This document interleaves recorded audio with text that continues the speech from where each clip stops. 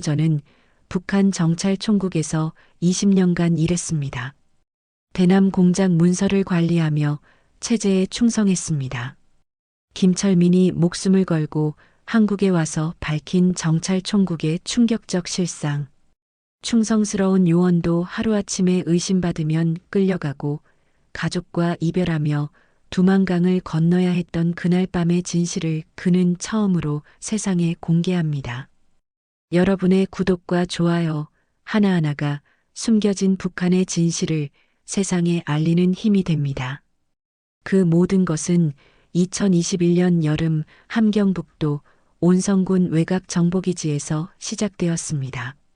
제 이름은 김철민, 당시 48살이었습니다. 정찰총국이라고 하면 어려우실 텐데요.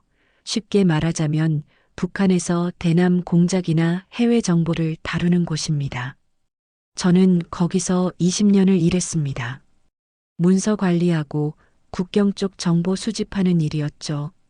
우리 기지는 두만강이 바로 보이는 곳에 있었습니다. 어렸을 적 이 강변에서 아버지와 고기 잡던 기억이 납니다. 그땐 몰랐죠. 이 강 하나 건너면 다른 세상이라는 걸요. 저는 그저 이곳이 제 고향이고 평생 여기서 살 거라고만 생각했습니다. 아침마다 기지로 출근하면 제일 먼저 하는 일이 있습니다. 김일성, 김정일, 김정은 세 분 초상화 앞에서 인사 올리는 겁니다. 위대하신 수령님, 친애하는 장군님, 경애하는 최고 존엄 동지께 충성. 맹세합니다. 20년을 매일같이 했던 말입니다. 의심 같은 건 해본 적도 없었습니다. 그날도 평범한 날이었습니다. 아니, 평범해 보였습니다. 그런데 아침 8시쯤 기지 정문에 검은색 승용차 2대가 들어왔습니다. 차에서 내린 사람들은 평양 말씨를 쓰는 중앙당 사람들이었습니다. 우리끼리 내부조사반이 내려왔다는 소문이 쫙 퍼졌습니다. 제 옆자리에서 일하던 박동무가 제게 작은 목소리로 물었습니다. 철민 동무, 이번엔 무슨 일이래? 글쎄, 들은 거 없나? 박동무 얼굴이 하얗게 질렸습니다. 우리 같은 사람들은 압니다. 중앙에서 조사반이 내려온다는 건 누군가 문제가 생겼다는 뜻이라는 거요. 점심때쯤 되니까 소문의 내용이 구체적으로 들려왔습니다. 우리 기지에서 다루던 특수공작 문건 일부가 외부로 유출됐다는 겁니다. 어떻게 유출됐는지, 누가 했는지는 아무도 모릅니다. 다만 한 가지는 확실했습니다. 이 일과 관련된 사람은 살아서 돌아온 적이 없다는 것이요. 저녁 무렵 박동무가 갑자기 불려나갔습니다. 조사실로 간다는 말만 남기고요. 그게 제가 박동무를 본 마지막이었습니다. 집에 돌아와서도 밥맛이 없었습니다.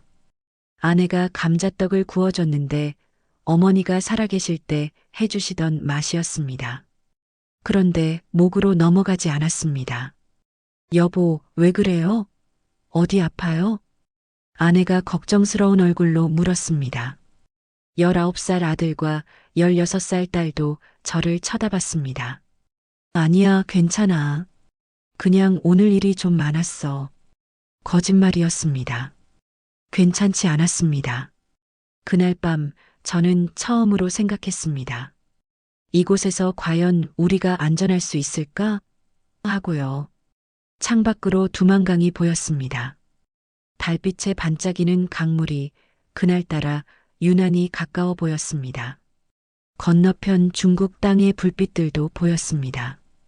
20년을 여기서 일하면서도 단 한 번도 진지하게 생각해 본 적 없던 것들이 그날 밤부터 제 머릿속을 떠나지 않았습니다. 다음 날 무슨 일이 벌어질지 저는 아직 몰랐습니다. 박동무가 조사실로 끌려간 다음 날 그의 자리는 텅 비어 있었습니다. 박동무 어디 갔어? 누가 물어도 아무도 대답하지 않았습니다. 다들 고개만 숙이고 자기 일만 했습니다. 우리 모두 알고 있었습니다. 물어보면 안 된다는 것을요. 궁금해하면 안 된다는 것을요. 북한에서 20년을 살면서 배운 생존법이었습니다. 사흘째 되던 날, 박동무 가족이 기지 앞에 왔다는 소문이 들렸습니다. 부인과 어린 딸이 왔다고 했습니다. 하지만 면회는 당연히 안 됐고 어디 있는지도 알려주지 않았습니다. 그 모녀가 기지 정문 앞에서 하염없이 서 있다가 돌아갔다는 이야기를 들었을 때 제 가슴이 무너졌습니다. 내일은 내 차례일 수도 있다. 그 생각이 머리를 떠나지 않았습니다. 일주일쯤 지났을 때 또 다른 소문이 돌았습니다. 이번에 유출된 문건은 대남 공작 계획서 일부라는 겁니다. 그것도 아주 기밀에 속하는 문서였다고 했습니다. 누가 어떻게 빼돌렸는지는 아무도 모릅니다. 하지만 관련자 명단이 작성됐다는 말이 나돌기 시작했습니다. 그리고 그 명단에 제 이름이 있다는 겁니다. 저는 문서 관리 담당이었으니까요. 문건을 다룬 사람 중 하나였으니까요. 실제로 유출한 건 아니지만 그게 중요한 게 아니었습니다. 의심받는 것만으로도 끝이었습니다. 여러분도 아시다시피 우리나라도 옛날엔 참 어려웠잖아요. 6.25 전쟁 때, 일제시대 때. 그때도 억울하게 끌려간 사람들 이야기 많이 들으셨을 겁니다. 북한은 지금도 그 시절과 똑같습니다. 아니, 어쩌면 더 심할지도 모릅니다. 밤에 집에 돌아와 아내에게 말했습니다. 여보, 나 혹시 무슨 일 생기면. 왜 그래요? 무슨 일이 있어요? 아내 얼굴이 하얗게 질렸습니다.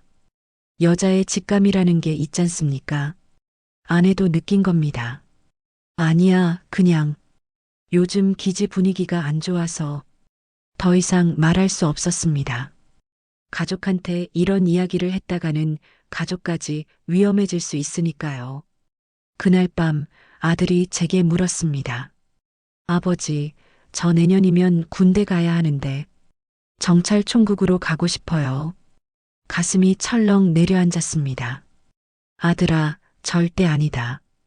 이런 곳에 오면 안 된다. 하지만 그 말을 입 밖으로 낼 수 없었습니다. 그저 머리만 쓰다듬어줬습니다. 그 순간 제 머릿속에 한 가지 생각이 스쳤습니다. 이 아이들을 여기서 살게 할 수는 없다. 그동안 저는 체제를 의심하지 않았습니다. 아니, 의심할 여유가 없었습니다. 그저 시키는 대로 하고 충성 맹세하고 그렇게 살아왔습니다. 하지만 이제 깨달았습니다.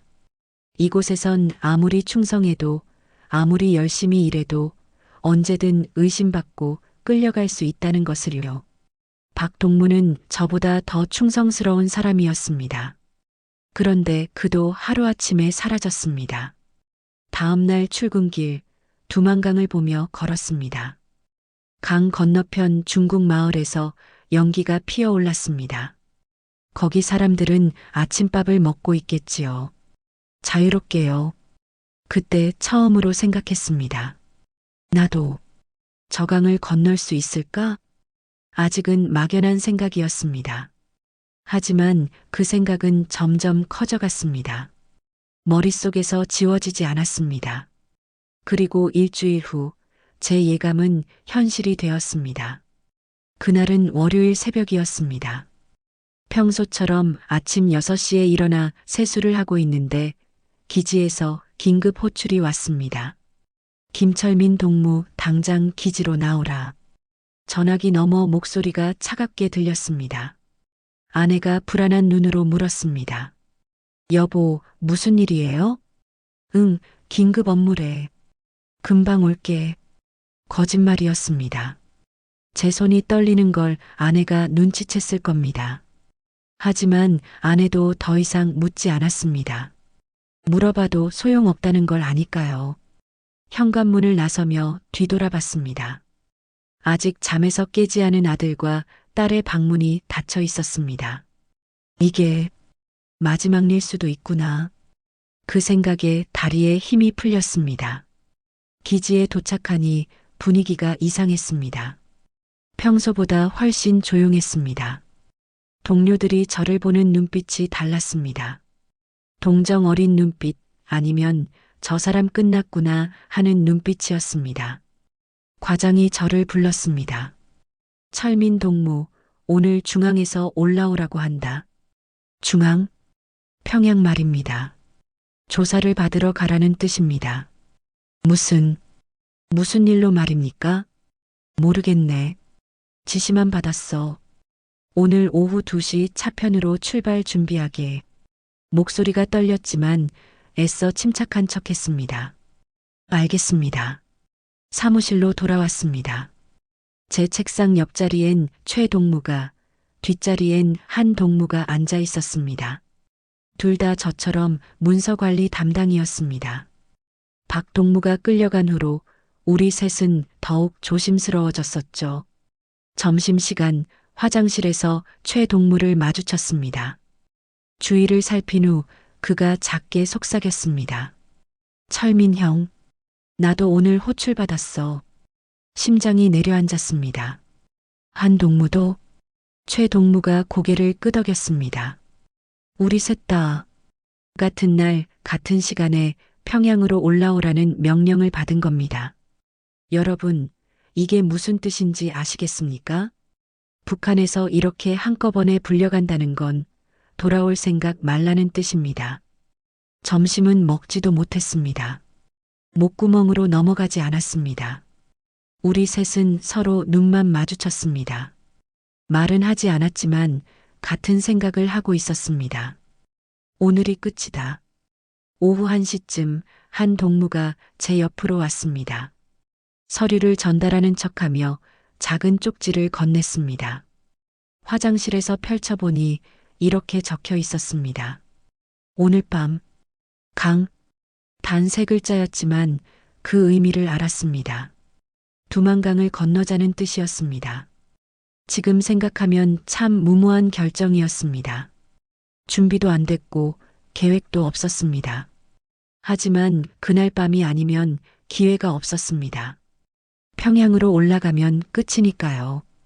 퇴근 시간 저는 집으로 향했습니다. 마지막으로 가족을 봐야 했습니다. 집 근처 골목길에서 멈춰 섰습니다. 집으로 들어가면 안 됐습니다. 들어갔다가는 나올 수 없을 것 같았습니다. 가족을 보면 마음이 흔들릴 것 같았습니다. 그래서 저는 집 창문만 바라봤습니다. 부엌 창문으로 아내가 보였습니다. 저녁 준비를 하고 있었습니다. 아마 감자를 삶고 있을 겁니다. 우리 집은 늘 그랬으니까요. 거실 창문으론 딸이 보였습니다. 책을 읽고 있었습니다. 아들은 보이지 않았습니다. 아마 방에 있겠지요. 눈물이 났습니다. 48해를 살면서 그렇게 운 적이 없었습니다. 미안하다. 아빠가 너희를 지켜주지 못해서. 여보, 혼자 애들 키우느라 힘들 텐데. 엄마, 아버지, 하늘에 계시다면 용서해 주십시오. 30분을 그렇게 서 있었습니다. 그리고 돌아섰습니다. 밤 11시 두만강변에서 최 동무와 한 동무를 만났습니다. 우리 셋 말고도 한 명이 더 있었습니다. 같은 처지의 김 동무였습니다. 우리 넷은 서로를 바라봤습니다. 말은 필요 없었습니다. 가자. 한 동무가 말했습니다. 그렇게 우리는 두만강을 향해 걸어갔습니다. 죽을 수도 있다는 걸 알면서도요.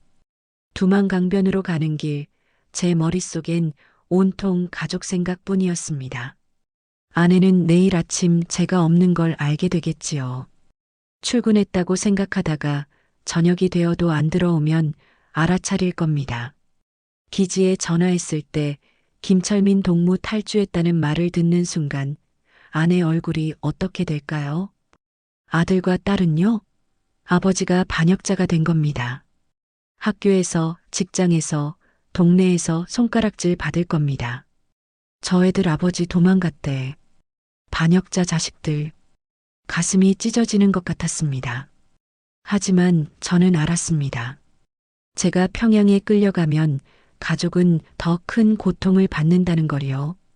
반역자 가족보다 더 무서운 건 정치범 가족입니다.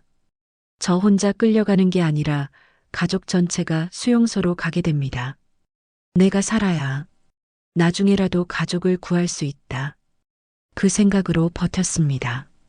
강변에 도착하니 최동무와 한동무, 김동무가 이미 와 있었습니다. 다들 작은 배낭 하나씩만 메고 있었습니다. 저도 마찬가지였습니다. 옷 한 벌, 물 한 병, 그게 전부였습니다. 다들 왔나? 한동무가 낮은 목소리로 물었습니다. 응. 가족들한테는? 아무 말도 안 했어. 최동무가 대답했습니다. 우리 모두 같았습니다. 가족에게 말할 수 없었습니다. 말했다가는 가족도 같이 처벌받으니까요. 김동무가 물었습니다. 형님들, 진짜 가는 겁니까? 잡히면 총살입니다. 가족들도 안 가면 어차피 죽어. 한동무가 잘라 말했습니다. 맞는 말이었습니다. 평양 가면 끝입니다. 여기서 죽으나 거기서 죽으나 마찬가지입니다. 그렇다면 한번 해보는 게 낫습니다. 달이 밝았습니다. 보름달까지는 아니었지만 강물이 은빛으로 반짝였습니다. 어렸을 적 아버지 손잡고 이 강변에서 놀던 기억이 났습니다. 그때는 이 강이 그냥 우리 동네 강이었는데 이제는 생과 사를 가르는 강이 됐습니다. 형님, 저 부모님 산소에 다녀와도 될까요? 김동무가 물었습니다. 28살 청년이었습니다. 저보다 20살이나 어렸습니다. 시간 없어. 1시간 후면 순찰대 온다. 최동무가 말했습니다. 김동무 눈에서 눈물이 흘렀습니다. 어머니, 아버지, 불효자 용서하십시오. 그 모습을 보니 제 눈에서도 눈물이 났습니다. 저도 부모님 산소에 가지 못했습니다. 온성군 뒷산에 계신 어머니, 아버지, 살아계실 때 효도 한번 제대로 못했는데 이렇게 떠나게 됐습니다. 여러분, 저희 부모님 세대는 6.25 전쟁을 겪으셨습니다. 그 고생 끝에 우리를 낳아 키우셨는데 자식이 나라를 등지고 도망가는 꼴을 보신다면 얼마나 가슴 아프시겠습니까? 하지만 어쩔 수 없었습니다. 살기 위해서였습니다. 형님들, 한동무가 우리를 불렀습니다. 우리 약속 하나 합시다. 살아서 한국 가면 꼭 가족들 데려오자고. 한 명도 빠짐없이. 좋아. 그래, 꼭 그러자. 우리 넷은 손을 맞잡았습니다.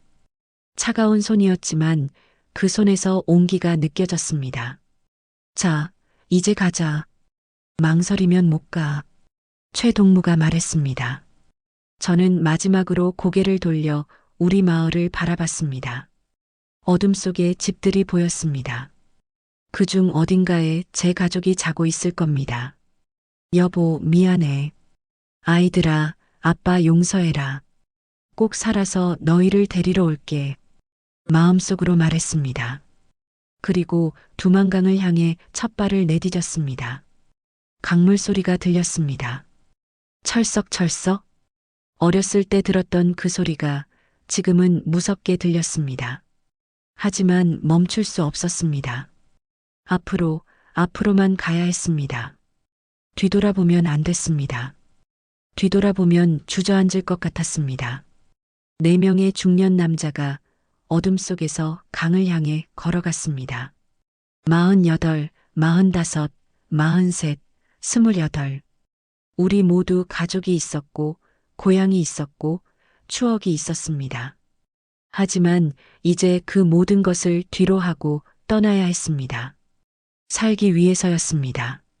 강변에 도착한 시간은 밤 11시 30분쯤이었습니다. 한동무가 주위를 살폈습니다. 그는 20년 넘게 국경 경비를 담당했던 사람이라 순찰대 동선을 훤히 알고 있었습니다. 자정까지는 안전해. 그 이후엔 순찰대가 이쪽으로 온다. 30분. 우리한테 주어진 시간은 딱 30분이었습니다. 강물을 내려다봤습니다. 8월 중순이라 수위가 낮았습니다. 그나마 다행이었습니다. 장마철이었으면 건널 수도 없었을 겁니다. 물 깊이는 어느 정도야? 제가 물었습니다. 가장 깊은 데가 한 1미터 정도.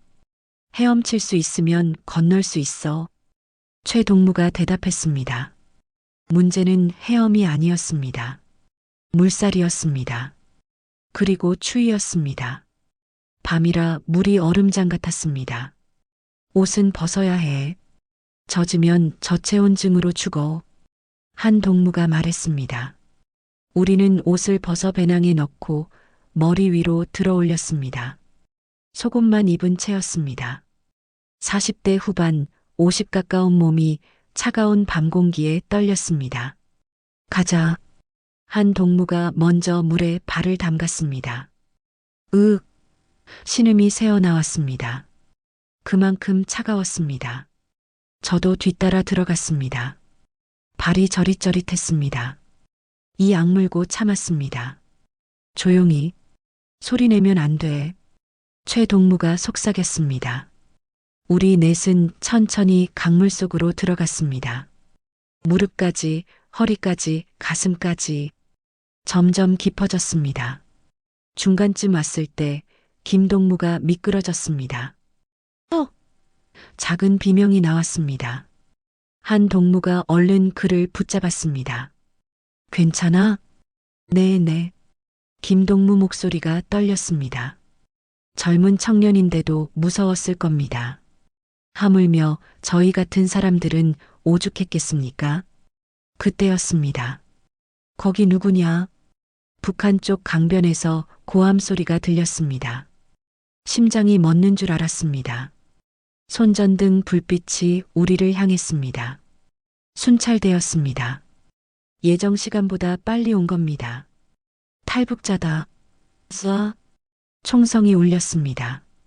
엎드려. 한 동무가 소리쳤습니다. 우리는 물속으로 몸을 숨겼습니다. 탕. 총알이 물 위를 스쳐 지나갔습니다. 귓가로 쌩쌩거리는 소리가 들렸습니다. 헤엄쳐. 빨리. 최 동무가 외쳤습니다.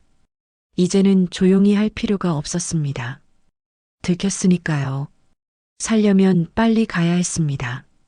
저는 있는 힘껏 헤엄쳤습니다. 48배 살면서 그렇게 헤엄쳐 본 적이 없었습니다. 젊지 않은 몸이지만 그 순간만큼은 청년처럼 움직였습니다.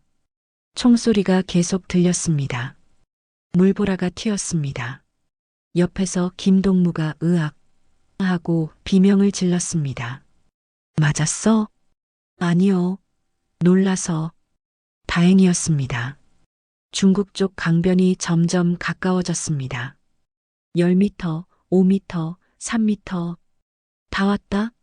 조금만 더. 한 동무가 외쳤습니다. 드디어 발이 땅에 닿았습니다. 중국 땅이었습니다. 올라와. 빨리. 우리는 강변으로 기어 올라갔습니다. 온몸이 떨렸습니다. 추위 때문인지 두려움 때문인지 알 수 없었습니다. 뒤를 돌아봤습니다. 북한 쪽에서 손전등 불빛이 여러 개 보였습니다. 그들은 강을 건너오지 못했습니다. 중국 땅까지는 못 오니까요. 이 반역자 새끼들, 가족들 다 죽인다. 멀리서 고함 소리가 들렸습니다. 가슴이 철렁했습니다. 가족들. 하지만 지금은 생각할 겨를이 없었습니다. 옷 입어.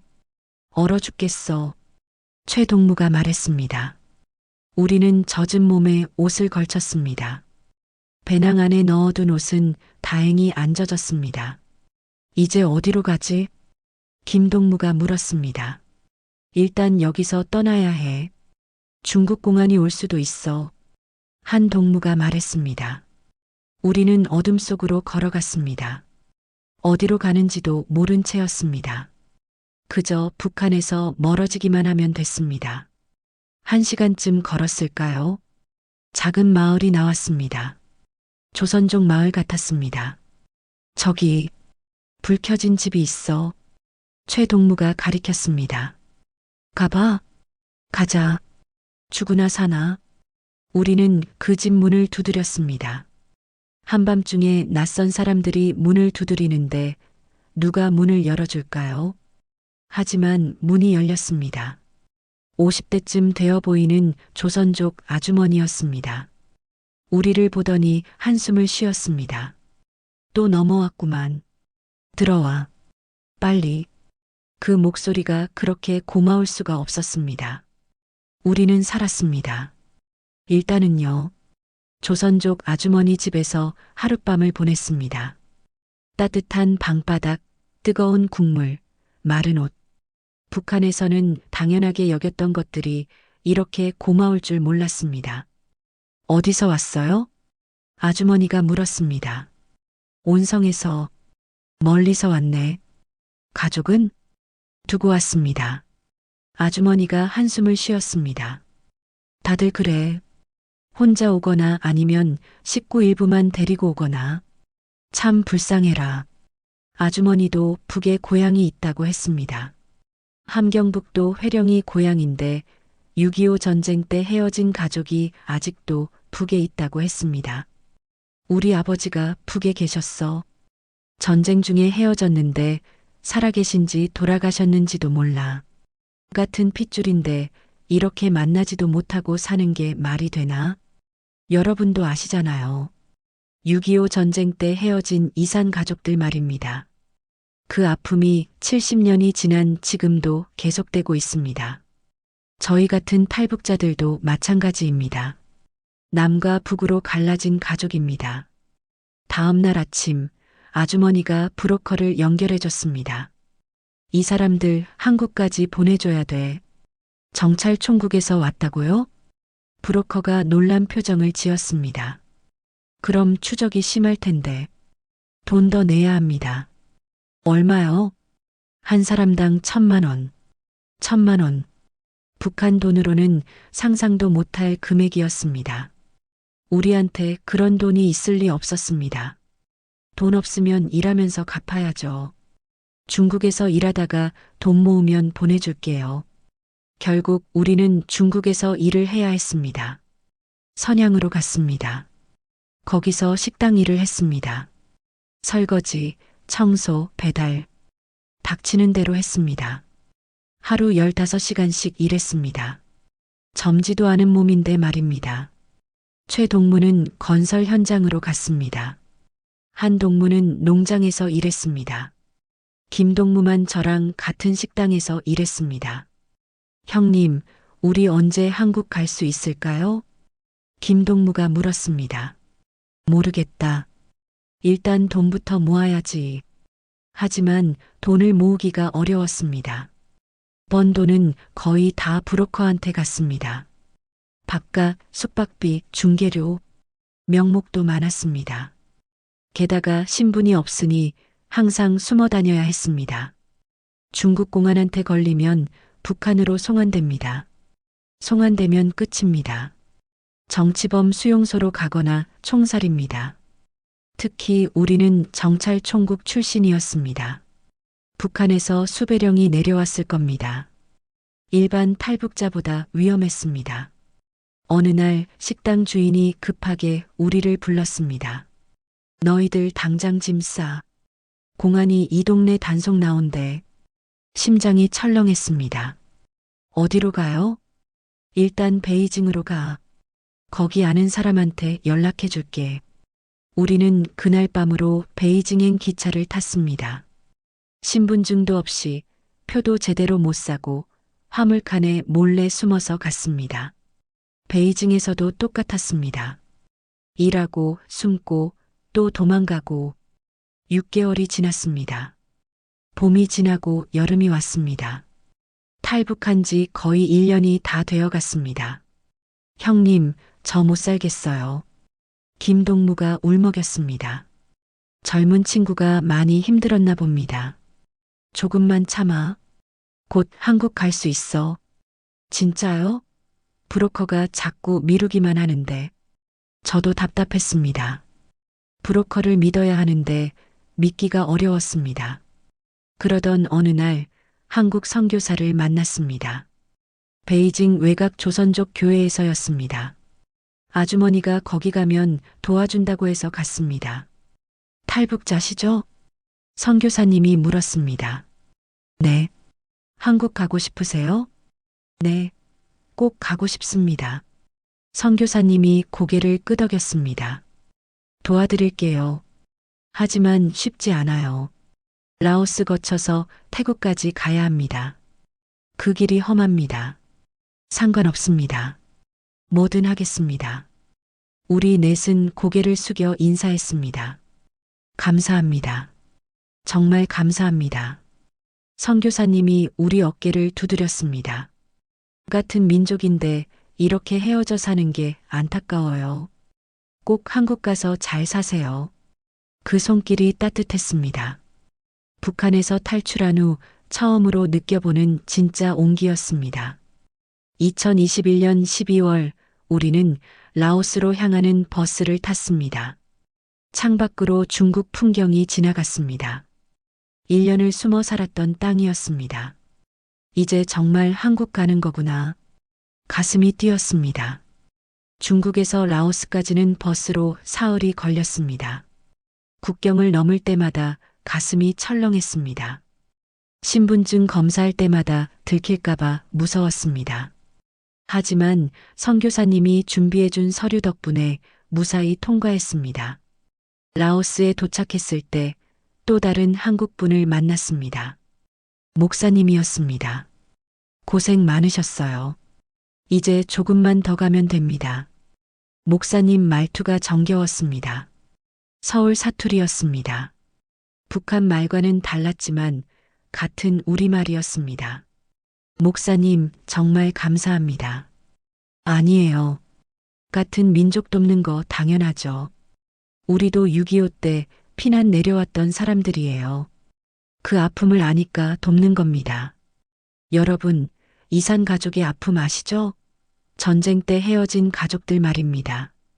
그분들이 70년이 지나도 가족을 못 잊는 것처럼 저희도 북에 두고 온 가족이 너무 보고 싶었습니다. 라오스에서 태국까지는 차로 이동했습니다. 산길을 계속 달렸습니다. 비포장도로라 차가 심하게 흔들렸습니다. 형님, 멀미나요. 김동무가 얼굴이 파래져서 말했습니다. 조금만 참아. 거의 다 왔어. 최동무가 등을 두드려줬습니다. 태국 국경 근처에서 차를 세웠습니다. 여기서부터는 걸어가야 해요. 목사님이 말했습니다. 왜요? 국경 검문소 피해서 가야 해서요. 정식으로는 못 넘어가요. 또 불법으로 국경을 넘어야 했습니다. 두만강을 건넌 지 1년 만에 또 다른 국경을 넘는 겁니다. 위험하지 않나요? 한 동무가 물었습니다. 위험하긴 해요. 하지만 이 길밖에 없어요. 우리는 밤에 국경을 넘었습니다. 산길을 3시간을 걸었습니다. 48살 몸으로 산을 오르기가 쉽지 않았습니다. 숨이 턱까지 찼습니다. 형님, 괜찮으세요? 김동무가 물었습니다. 응, 괜찮아. 괜찮지 않았지만 괜찮다고 했습니다. 여기서 포기할 수 없었습니다. 드디어 태국 땅에 발을 디뎠습니다. 이제 태국이에요. 방콕까지 가면 한국 대사관이 있어요. 목사님 말에 눈물이 났습니다. 정말 한국에 갈 수 있구나. 방콕에 도착한 건 2022년 2월이었습니다. 탈북한 지 6개월 만이었습니다. 한국 대사관 앞에 섰을 때 다리가 후들거렸습니다. 들어가요. 목사님이 말했습니다. 문을 열고 들어갔습니다. 직원분이 우리를 보더니 물었습니다. 탈북자분들이세요? 네. 신원 확인 좀 할게요. 이름이 어떻게 되세요? 김철민입니다. 정찰총국 출신이고. 그 말을 듣자 직원분 표정이 굳었습니다. 정찰총국이요? 잠시만요. 직원이 안으로 들어갔습니다. 한참 후에 나왔습니다. 조사관님이 직접 만나고 싶다고 하시네요. 이쪽으로 오세요. 조사실로 갔습니다. 30대 후반으로 보이는 남자가 앉아 있었습니다. 앉으세요. 정찰총국 출신이라고요? 네. 증명할 수 있어요? 저는 알고 있던 정보들을 말했습니다. 기지 위치, 조직 구조, 작전 내용.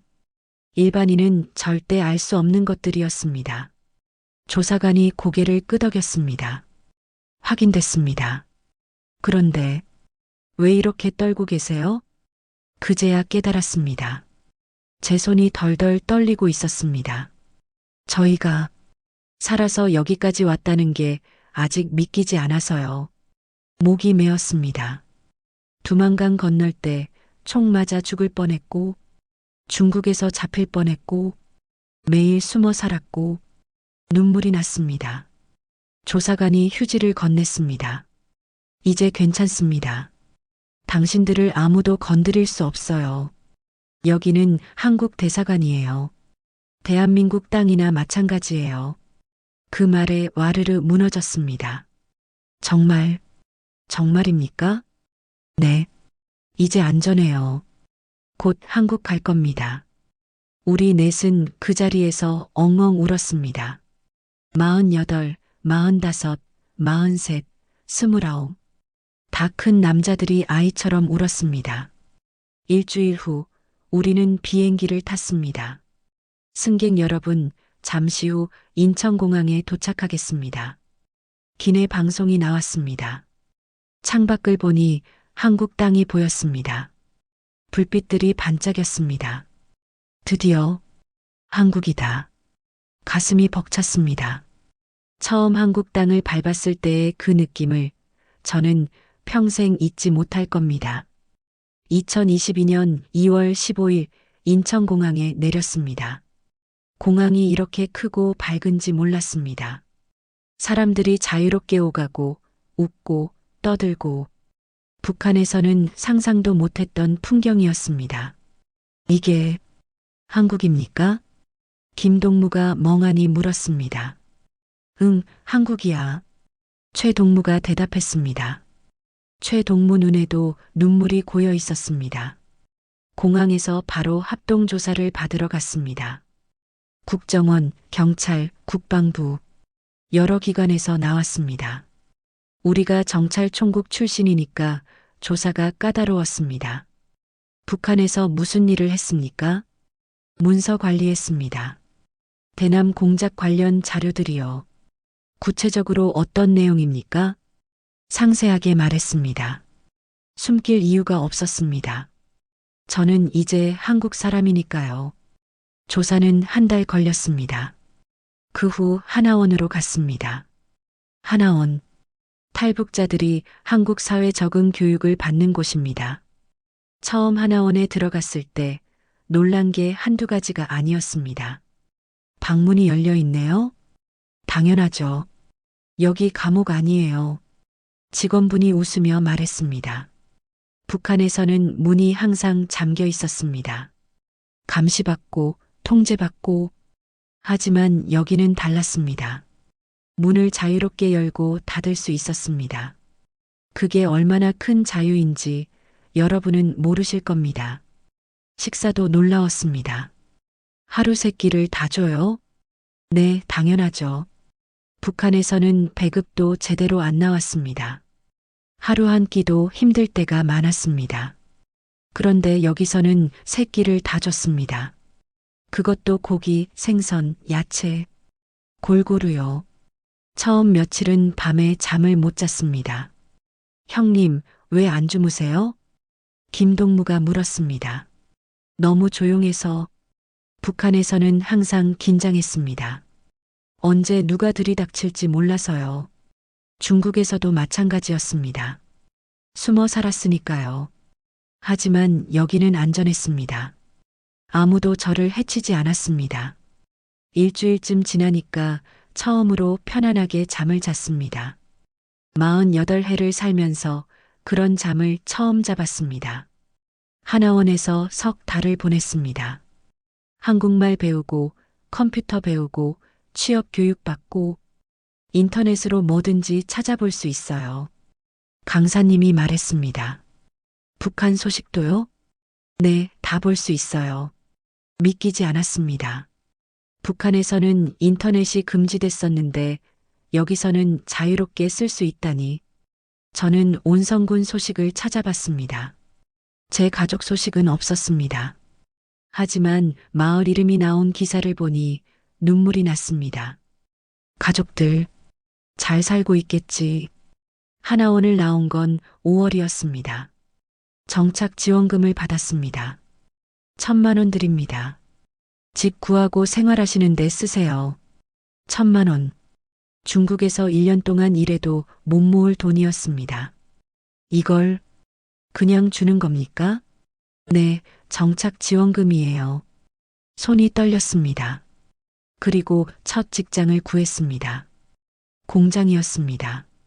젊은 사람들은 안 하려는 일이었지만 저는 감사했습니다. 첫 월급을 받은 날 200만 원이었습니다. 이게 제 돈입니까? 네, 한 달 일한 대가예요. 북한에서는 월급이라는 게 없었습니다. 배급표만 받았는데 그것도 제대로 안 나왔습니다. 그날 밤 편의점에 갔습니다. 24시간 여는 가게라니 신기했습니다. 라면을 샀습니다. 북한에서는 꿈도 못 꿀 음식이었습니다. 집에 와서 라면을 끓였습니다. 김이 모락모락 올라왔습니다. 한 입 먹는데 눈물이 났습니다. 이렇게 자유롭게 먹을 수 있구나. 지금은 정착한 지 3년이 됐습니다. 아직도 적응이 안 될 때가 많습니다. 말투도 다르고 문화도 다르고 하지만 행복합니다. 가끔 북에 두고 온 가족 생각에 가슴이 아픕니다. 아내와 아들, 딸 얼마나 보고 싶은지 모릅니다. 하지만 저는 포기하지 않았습니다. 언젠가 꼭 데려올 겁니다. 같이 살 수 있는 날이 올 겁니다. 통일이 되면 좋겠습니다. 우리 세대의 통일을 볼 수 있으면 좋겠습니다. 6.25 전쟁 이후 70년 넘게 갈라져 살았잖아요. 이제는 다시 만나야 하지 않겠습니까? 저는 정찰총국 요원이었습니다. 체제에 충성했던 사람이었습니다. 하지만 이제는 아닙니다. 이제 저는 한국 사람입니다. 자유롭게 사는 사람입니다. 정찰총국 요원으로 살던 지난 인생은 끝났습니다. 이제는 한국에서 진짜 사람답게 살고 싶습니다. 여러분, 자유가 얼마나 소중한지 아십니까? 저는 압니다. 목숨 걸고 얻었으니까요. 감사합니다. 이 이야기를 들어주셔서 감사합니다.